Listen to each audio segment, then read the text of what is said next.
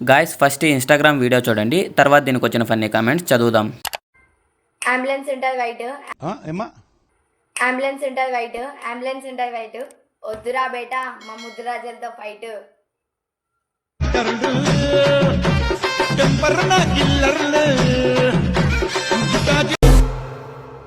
ఇక మొదలెడదామా? చిన్నప్పుడు పోలియో చుక్కలు వేయకపోతే ఇలానే అవుతుంది.